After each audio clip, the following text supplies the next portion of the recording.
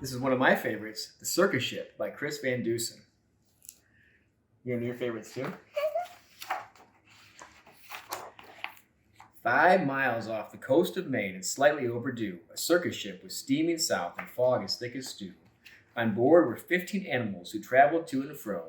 The next day it was Boston for another circus show. The captain, Mr. Carrington, was honest and sincere. He thought that they should drop the hook and wait for things to clear. But Mr. Payne, the circus boss, was terribly demanding.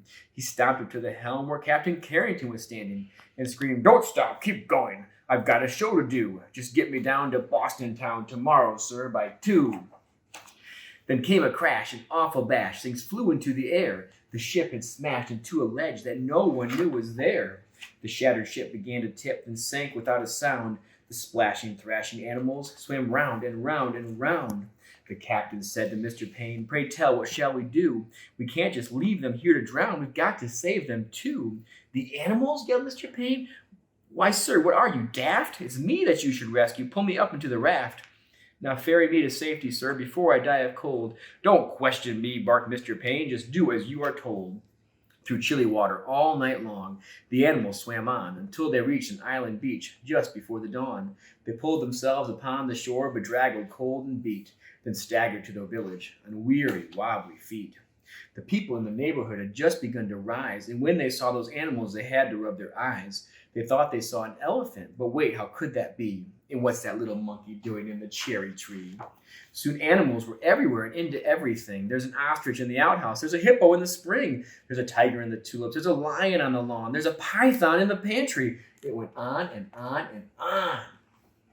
Mr. Hood was stacking wood and nearly jumped a mile when he found the alligator sleeping on his pile, and Mrs. Dottie Daly, who grew daisies by the bunch, discovered that the zebra had been eating them for lunch. And Miss Fanny Feeney found, according to the rumors, the silly little circus monkey swinging in her bloomers.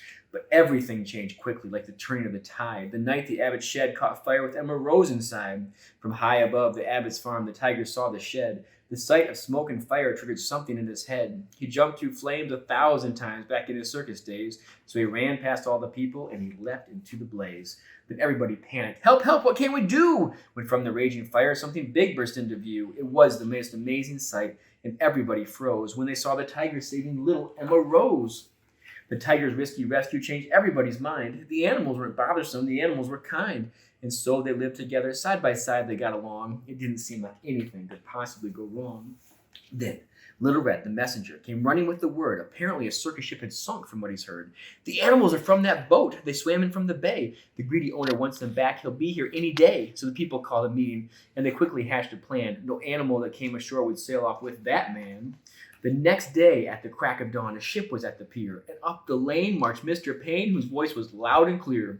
"I am the circus owner. My ship sank in the murk. I've come to find my animals and put them back to work." He hiked until he came into the center of the town. His face was red. He scratched his head. He stood there with a frown. Mr. Payne looked high and low, but still he couldn't see the 15 circus animals of his menagerie. He ran around the alleyways. He searched the village square. He even checked a chicken coop. His animals weren't there. Mr. Payne was tuckered out. His heavy chest was heaving. Then Little Red stepped up and said, "I think your boat is leaving." He ran off in a fit of rage. His ship was leaving sight, so he jumped into a rowboat and he rowed with all his might. And from that day, they like to say, their lives were free of pain. It was a happy, peaceful place upon that island Maine. Clyde, thank you so much for reading with me, and thank you for reading with me too.